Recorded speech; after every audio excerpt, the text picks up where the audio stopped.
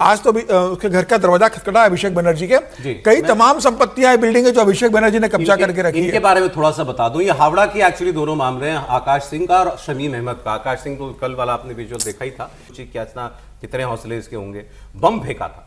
शमीम अहमद और उसके दो और साथियों पर हावड़ा के शिवपुर में बम फेंकने और फायरिंग करने का आरोप है। और शमीम अहमद तृणमूल कांग्रेस का लीडर है, इसका हावड़ा इलाके में बड़ा आलीशान घर भी है, उसकी भी जो है ये, अब क्या कहूं मैं, कपड़ा उतार परेड। सर मैं आप इसको मजाक में ले रहे होंगे, मैं सीरियसली पूछ रहा हूं, क्या जानबूझ के कपड़े में, बिना कपड़े के परेड कराई जा रही है? मुझे लगता है और क्या, यदि सारी तस्वीरों में एक ही जैसी है कि नीचे जो है वो हाफ पैंट और ऊपर गंजी, तो ऐसा तो है नहीं कि सभी ऐसा ही पहनते होंगे और सभी इसी ड्रेस में पकड़े गए होंगे। और आप और दूसरी तरह किसी के हाथों में हथकड़ी नहीं है, आपने देखो हथकड़ी लगी, लगा हुआ चेन लगा, हथकड़ी लगा है पूरा कमर से, कमर में बांधे हुए, कमर में बांधा हुआ है, हाथ में हथकड़ी नहीं है। हथकड़ी तो हाथ ही में लगा होता है सर, ये तो और बुरा है, पूरी कमर में कमर में बांध के रखा है। हाँ, कमर में बांध करके रस्सी डाले हुए। मुझे लगता है कि जब आप अभिषेक बनर्जी को सबसे पहले उनके घर पर ये करते हैं, शुरुआत वहीं से होनी चाहिए।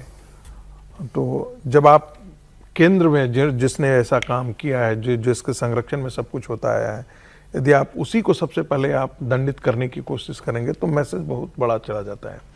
और तब जितने भी अपराधी हैं टीएमसी के, उस समय के जितने गुंडे हैं जो टीएमसी राज के अंदर जो है जो कुछ मन में आता था वो सब कर डालते थे, बम फोड़ने से, तस्करी से लेकर के सारी काम कर डालते थे, उनमें वो डर पैदा होगा। अब वो रास्ता ढूंढेंगे कैसा, वो भारतीय जनता पार्टी की तरफ बढ़ने की कोशिश करेंगे।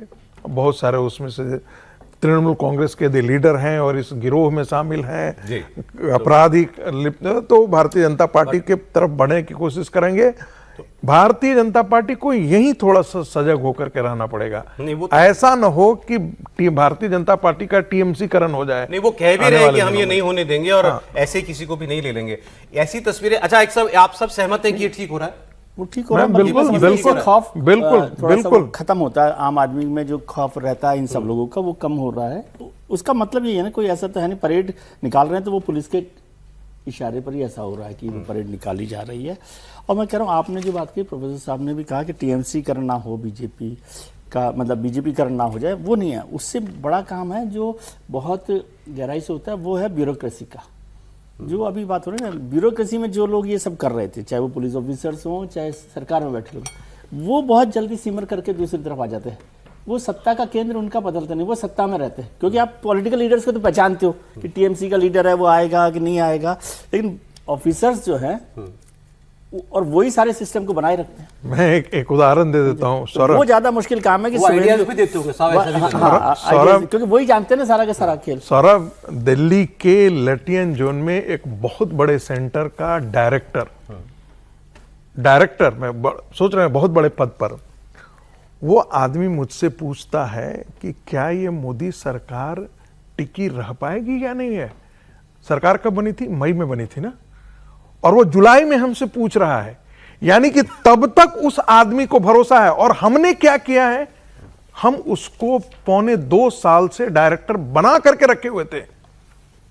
तो कई बार ये भी लगता है कि ये मैंने कहीं तो फिल्टरिंग की, कहीं भी स्क्रीनिंग की जरूरत है या नहीं है। अब ये लुटियंस वाली बात कह दी आपने। अगली खबर वैसी सी है, जिमखाना, दिल्ली जिमखाना क्लब, जिसे केंद्र सरकार ने 5 जून तक खाली करने का निर्देश दे दिया है, जहां पर बड़े बड़े ब्यूरोक्रेट्स, नौकरशाह, बहुत बड़े आर्मी अफसर और इसके अलावा और उसी किस्म के हाई फ्लाइंग लोग जो हैं वो जाते हैं।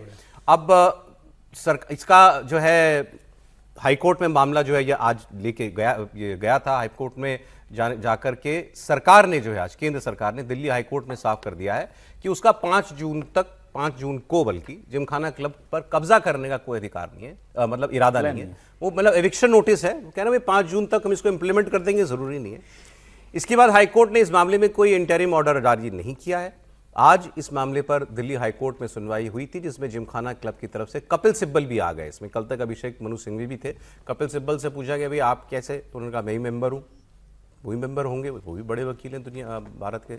और केंद्र सरकार की तरफ से सॉलिसिटर जनरल तुषार मेहता जो हैं वो यहाँ पेश हुए थे। तुषार मेहता ने कहा कि जिमखाना क्लब को खाली करने से पहले कानूनी प्रक्रिया का पूरी तरीके से पालन किया जाएगा, क्लब को नोटिस जारी किया जाएगा और इसके बाद हाईकोर्ट ने केंद्र को नोटिस जारी करके 8 हफ्ते में उससे जवाब मांग लिया। मैं तो इसका मतलब ये समझा, बाकी समीर जी बताएंगे, भाई 8 हफ्ते तक तो अब सरकार, अब कुछ नहीं होगा इसमें। बिल्कुल, मामला कोर्ट में है तो सरकार का तो कोर्ट के दिशा अरे निर्देश बहुत लोग कह रहे हैं कि ये खाली नहीं होगा। मैं साफ बता रहा हूं आपको, बहुत लोग कह रहे हैं कि इसके पीछे इतने पावरफुल लॉबी है, वो ये इसको रुकवा लेंगे। लेकिन आप सरकार ने जब नोटिस भेजा, सर सब सरकार ने नोटिस भेजा, सरकार को तो अभी पता नहीं था कि इसके पीछे कौन पावरफुल लोग हैं। सरकार को पता था कि इसके पीछे कौन कौन यहाँ के कौन मेंबर है, लेकिन सरकार ने तय कर लिया है कि इसको खाली करवाना है और उसी आधार भेजा है कि आप 48 करोड़ का ग्राउंड, आपका जो जमीन का रेंट है 48 रुपए बकाया हो गया, आप दे नहीं रहे हो, 48 करोड़ रुपए आपके ऊपर ड्यू हो गया है और तमाम तरीके की अनियमितता पाई गई। 42% तो आपके जो कौन से मेंबर है उनका डिजिटल रिकॉर्ड भी नहीं है आपका मेंबर का।